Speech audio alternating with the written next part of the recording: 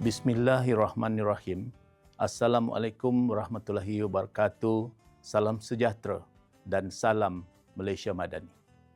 Alhamdulillah, setinggi-tinggi kesyukuran kita panjatkan kehadrat Allah Subhanahu wa taala kerana dengan limpah kurnia-Nya kita sekali lagi diberi kesempatan menyambut Aidilfitri dalam suasana aman, stabil dan penuh keharmonian.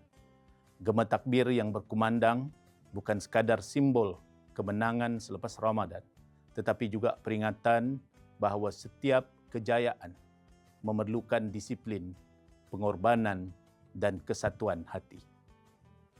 Saya ingin mengambil kesempatan ini untuk mengucapkan selamat Hari Raya Aidilfitri kepada seluruh warga Kementerian Dalam Negeri, sama ada di ibu pejabat, di peringkat negeri maupun anggota yang bertugas di barisan hadapan menjaga keselamatan dan ketenteraman negara.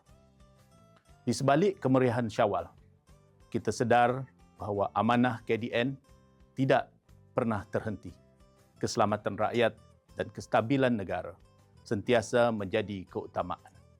Izinkan saya menyelitkan serangkap pantun. Ramadan berlalu membawa hikmah.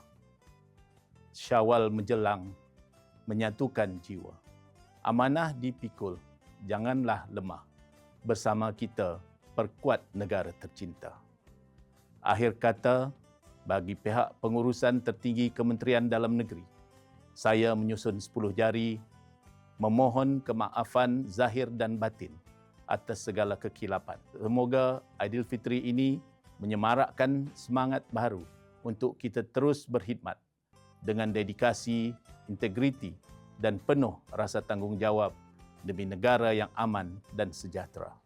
Selamat Hari Raya Aidilfitri. Maaf zahir dan batin. Wabillahi taufiq wal hidayah. Assalamualaikum warahmatullahi wabarakatuh. Kami daripada Pejabat Ketua Setiausaha Kementerian Dalam Negeri ingin mengucapkan Selamat Hari Raya Aidilfitri. Maaf zahir dan batin.